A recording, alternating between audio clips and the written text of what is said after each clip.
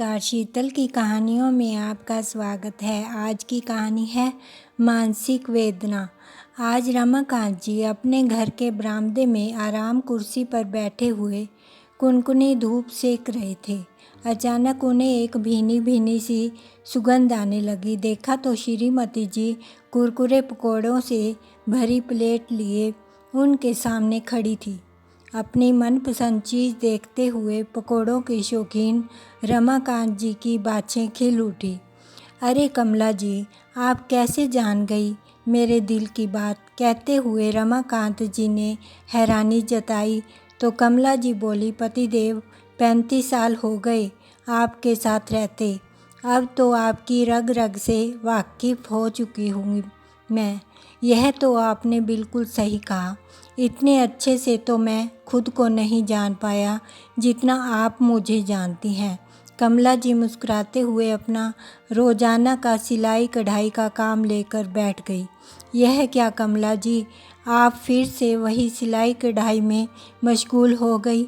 अरे 2 ऑर्डर थे, बस वही पूरे करने हैं। आप तो जानते हैं कि कल मैं अपनी नौकरी से रिटायर हो रहा हूँ और कल से आप भी इस काम को बिल्कुल नहीं करेंगी। हर महीने दुकान का किराया आता है, फिर अब तो रिटायरमेंट पर 40 लाख रुपये मिल ही जाएंगे हमें और महीने की पेंशन आएगी सो अलग। बाकी की ज़िंदगी ऐशो आराम से गुजार सकते हैं हम दोनों। ज़िंदगी की इस भागदौड़ में जीवन कैसे गुजरता गया पता ही ना चला, लेकिन जिम्मेदारियों के चलते हम दोनों एक दूसरे के साथ कभी सुकून भरे पल आराम से गुजार ही ना सके। अब तो बस आराम भरी ज़िंदगी जीने का इरादा है। अभी रमाकांत जी उनकी पत्नी वार्तालाप कर रहे थे कि इतने में फ़ोन की घंटी बजी। रमाकांत जी ने फ़ोन उठाया और बोले, हाँ रोहित बेटा, तुम लोग रिटायरमेंट की पार्टी की तैयारियों के लिए सुबह सुबह पहुंच जाना। 2 ही दिन बाकी हैं। मोहित भी समय पर पहुंच जाएगा। जी पिताजी, आप फिक्र मत कीजिए। रमाकांत जी और कमला जी के 2 बेटे और 1 बेटी है। बड़े बेटे रोहित का एक्सपोर्ट का कारोबार है और छोटा बेटा मोहित मल्टीनेशनल कंपनी में नौकरी करता है और बेटी सुप्रिया पति व बच्चों के साथ फरीदाबाद में रहती है। रमाकांत जी का फरीदाबाद में अपना एक पुश्तैनी मकान है जहां वो अपनी पत्नी के साथ रहते हैं और पास ही में एक दुकान है जिसे उन्होंने किराए पर चढ़ाया हुआ है। अगले दिन उनके दोनों बेटे बहुएं और पोता सुबह सुबह रमाकांत जी के घर पहुंच गए। पार्टी की सारी तैयारियां अच्छे से हो गई। शाम को बेटी और दामाद भी समय से पहुंच गए। पार्टी बहुत अच्छे से संपन्न हुई। काम की व्यवस्था के कारण उनकी बेटी और दामाद का पार्टी ख़त्म होते ही चले गए। इस दौरान रमाकांत जी ने महसूस किया कि उनका बेटा रोहित उनसे कुछ कहना चाहता है पर कह नहीं पा रहा।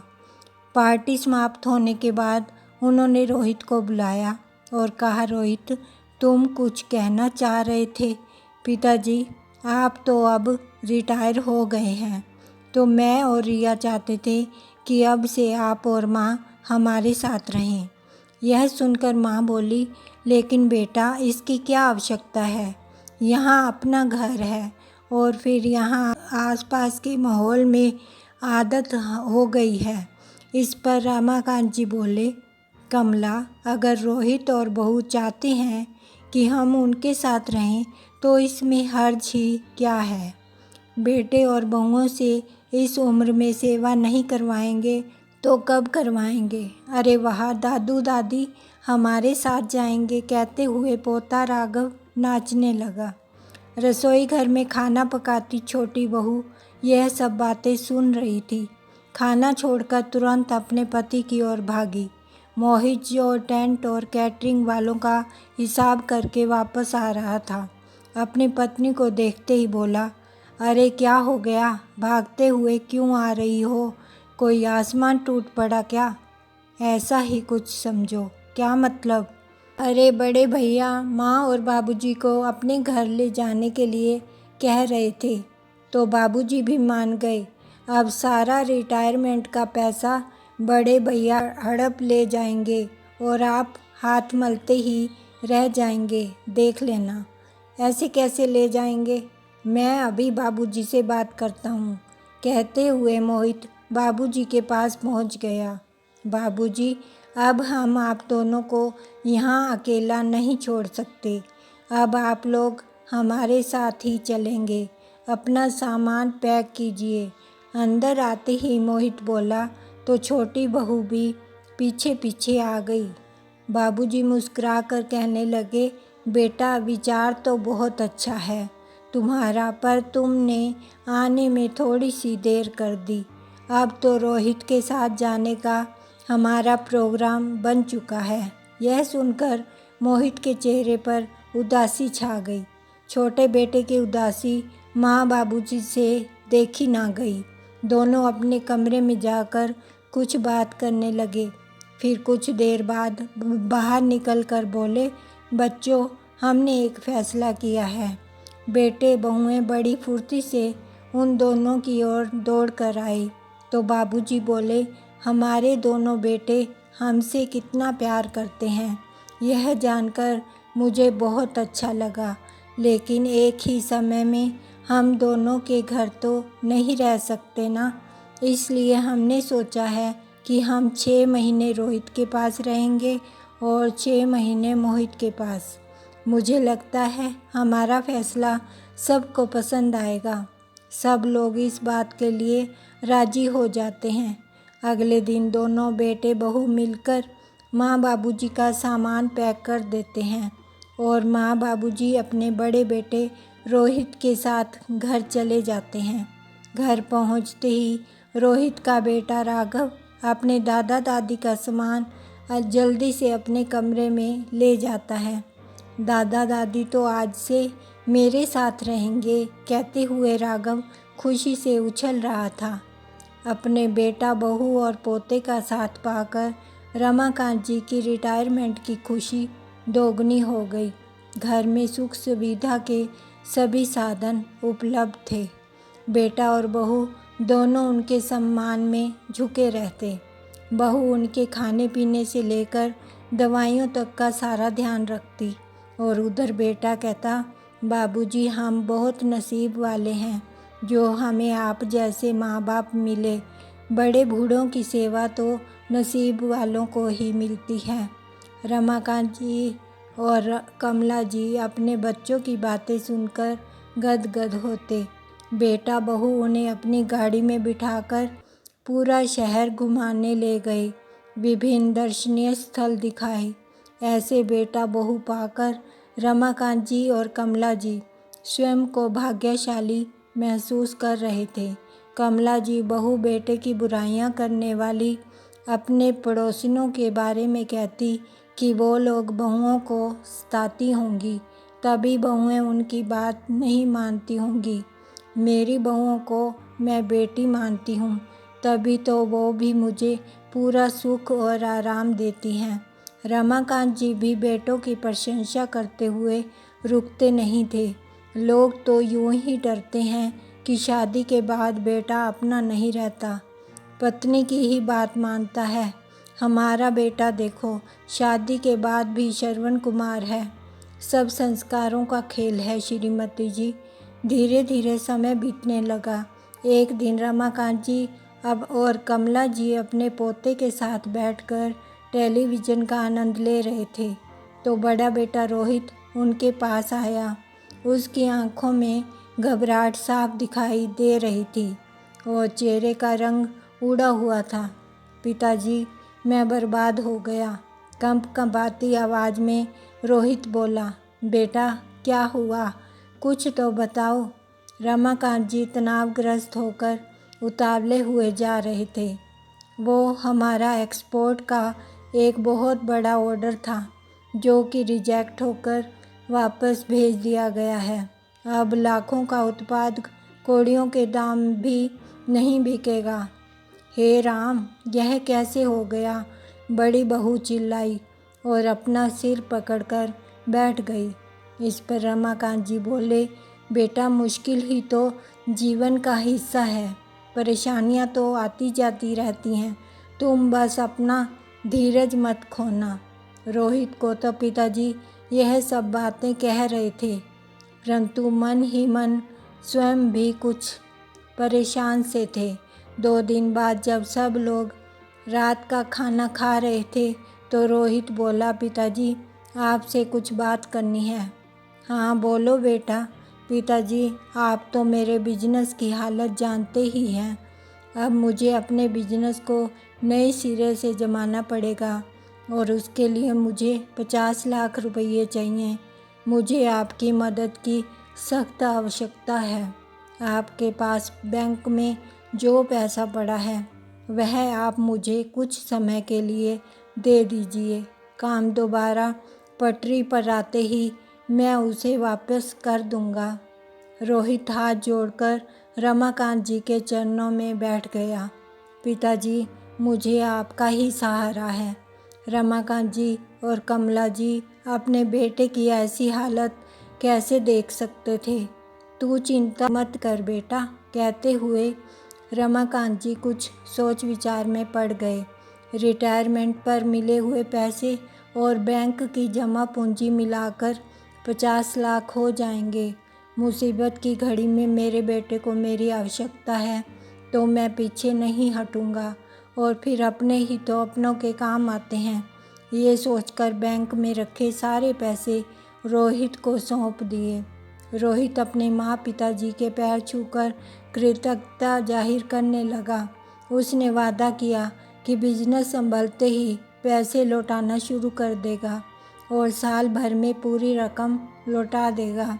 अपना फर्ज निभाकर माँ पिताजी राहत का आभास कर रहे थे। कुछ समय बीता तो एक दिन मोहित का फ़ोन आ गया। माँ कैसे हो आप दोनों?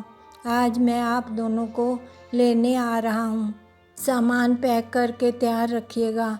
आखिर हमें भी तो थोड़ी सेवा का मौका दीजिए। सुनते ही कमला जी ने हंसते हुए कहा, हाँ हाँ बेटा, क्यों नहीं। मोहित बेटा तुम शाम को ही हमें लेने आ जाना, हम तैयार रहेंगे। फ़ोन रखते ही कमला जी ने कपड़े पैक करने शुरू कर दिए।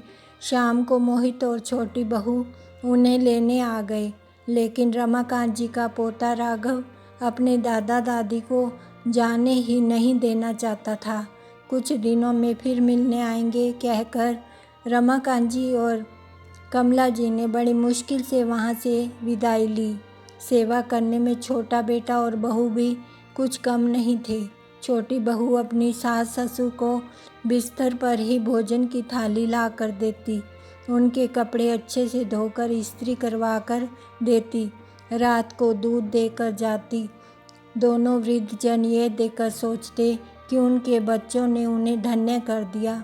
एक दिन छोटी बहू के कहने पर मोहित ने पिताजी से कहा, पिताजी आप तो जानते ही हैं हमने यह फ्लैट लोन लेकर ख़रीदा था। अपनी नौकरी में दिन रात कड़ी मेहनत करने के बावजूद मैं अभी तक किस्तें ही भर रहा हूँ। यदि आप रिटायरमेंट के पैसे से कुछ मदद कर देते।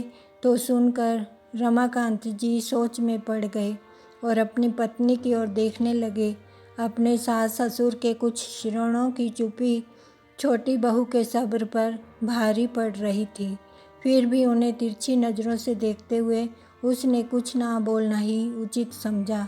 कुछ सोच विचार कर रमाकांत जी ने सारी बात स्पष्ट रूप से बता देना ही उचित समझा।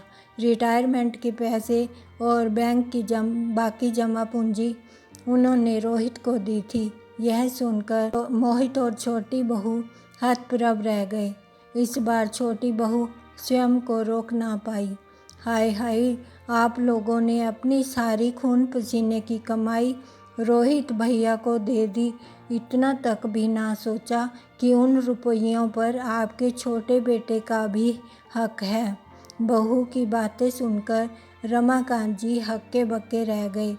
फिर स्वयं को संभालते हुए बोले, उन लोगों को पैसे की सख्त ज़रूरत थी, कारोबार में बड़ा नुकसान हुआ था, उसे। और फिर रोहित ने रुपया उधार ही तो लिया है। उसने मुझसे वादा किया है कि जैसे ही दोबारा से कमाने लगेगा थोड़ा थोड़ा पैसा मुझे लौटाना शुरू कर देगा और साल भर में पूरी रकम वापस लौटा देगा। ये तो वक्त ही बताएगा पिताजी, कहते हुए मोहित पैर पटकता हुआ अपनी नौकरी पर चला गया और छोटी बहू जलते भूनते हुए रसोई में चली गई। रमाकांत जी और कमला जी बेटे बहू की बातें सुनकर सन्न रह गए। हमेशा मान सम्मान करने वाले और सलीके से पेश आने वाले बेटा बहू इस प्रकार का अशोभनीय व्यवहार कैसे कर सकते हैं। उन दोनों के मन पर चिंताओं का बोझ आ पड़ा। रमाकांत जी अपनी पत्नी से बोले, कमला, हमने अपने बेटे की मदद करके क्या गलती की है? रुपया क्या बेटे से ज़्यादा कीमती था? सप्ताह में 1 या 2 बार रोहित अपने माँ पिताजी को फ़ोन करके हाल चाल पूछता था, लेकिन कुछ समय बीत गया था, उसका फ़ोन नहीं आया। रमाकांत जी उस दिन की प्रतीक्षा कर रहे थे जब रोहित उन्हें कुछ पैसा लौटाएगा और उस दिन वह मोहित को दिखा देंगे कि अपने बड़े बेटे पर विश्वास करके उन्होंने कोई गलती नहीं की। उसके बाद भी 2 महीने बीत गए और रोहित का फ़ोन नहीं आया। रमाकांत जी ने रोहित को फ़ोन करके कुछ पैसे लौटाने के लिए कहे, लेकिन रोहित ने यही कहकर फ़ोन रख दिया कि कुछ और समय लगेगा, अभी तंगी चल रही है और आप अभी कुछ महीने मोहित के पास ही रहिए। रोहित की इस रूखे व्यवहार का कारण उन दोनों को समझ नहीं आ रहा था। देखते ही देखते महीने बीतते गए, लेकिन रोहित ने 1 रुपया भी ना लौटाया और ना ही उन्हें अपने साथ ले जाने आया। आखिर एक दिन रमाकांत जी ही रोहित के घर चले गए और अपने रुपयों के बारे में पूछ लिया, तो जवाब में रोहित शेर की तरह गुर्राने लगा। आप लोग कैसे माता पिता हैं? बेटे के दुख में भी आपको अपना पैसा प्यारा है। अभी तो काम कुछ संभालने लगा है, अभी इतना सारा पैसा निकाल लूँगा तो आगे काम कैसे चलेगा? बड़ी बहू यह बातें सुनकर बाहर आई और कहने लगी, बाबूजी, आपके पास रुपए की कमी है क्या? वैसे भी तो पैसा बैंक में ही पड़ा था। यह पैसा लेकर हम लोग कोई सुख सुविधा का सामान तो नहीं जुटा रहे हैं, आपके बेटे का काम ही आ रहा है। बहू और बेटे की बात सुनकर रमाकांत जी जड़वत रह गए। रुपये के साथ साथ उनका तो मान सम्मान भी चला गया था। दोनों में से किसी ने उन्हें बैठने तक को नहीं कहा और रमाकांत जी अपमान का घूंट पीकर वापस आ गए। रात को मोहित आया। आते ही पिताजी से पूछा, पिताजी पैसे मिल गए? रमाकांत जी कश में पड़ गए। समझ नहीं आ रहा था कि क्या उत्तर दें।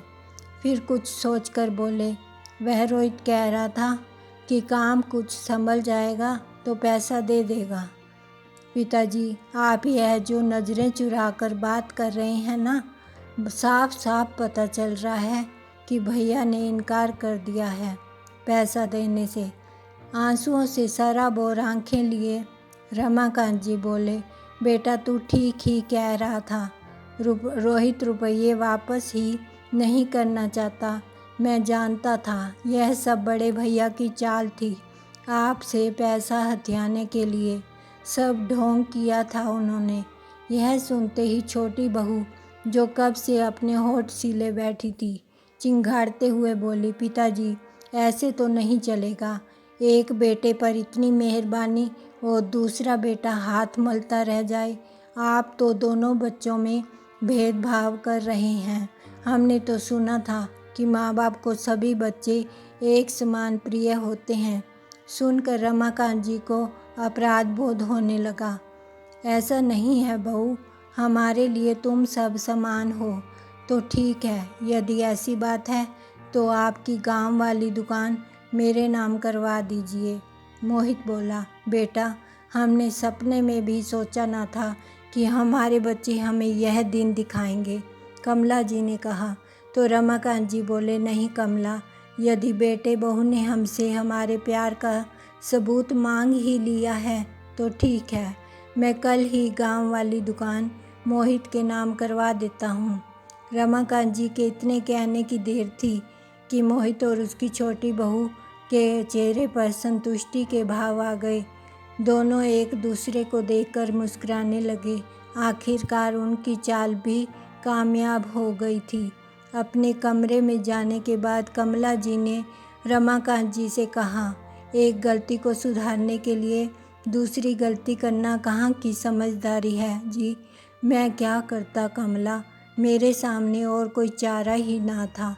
लेकिन ज़रा यह भी तो सोचिए कि हमारे पास तो कुछ भी नहीं बचेगा, हम अपना खर्चा कैसे चलाएंगे।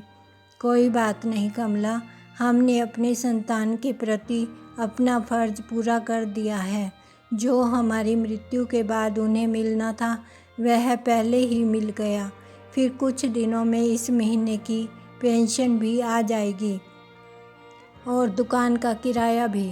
कुछ दिन बीत गए लेकिन दुकान का किराया नहीं आया तो रमाकांत जी ने किराएदार को फ़ोन लगाकर किराए के बारे में पूछा। किराया तो मैंने दे दिया है रमाकांत जी, किराएदार ने कहा, लेकिन मुझे तो नहीं मिला। आपने किसे दिया है? दुकान के नए मालिक मोहित को। किराएदार का जवाब सुनकर रमाकांत जी को जैसे एकदम झटका सा लगा। पति पत्नी दोनों मानसिक वेदना से गुजर रहे थे। घर तो पराया लगता ही था, अब तो अपना खून भी पराया हो चुका था।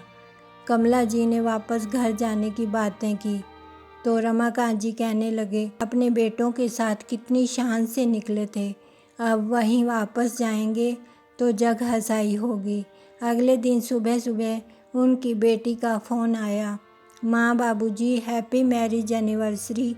खुशी जताते हुए बेटी सुप्रिया की आवाज़ सुनी तो कुछ देर के लिए उदासी छोड़कर दोनों के चेहरे खिल उठे। इतने दिनों की परेशानी में दोनों भूल ही गए थे कि आज उनकी शादी की सालगिरह है। बेटा, अच्छा किया तूने जो फ़ोन किया, हमें तो याद ही नहीं था, अब याद आ गया है तो आज मैं तुम्हारी माँ के साथ मंदिर में माथा टेक आता हूँ।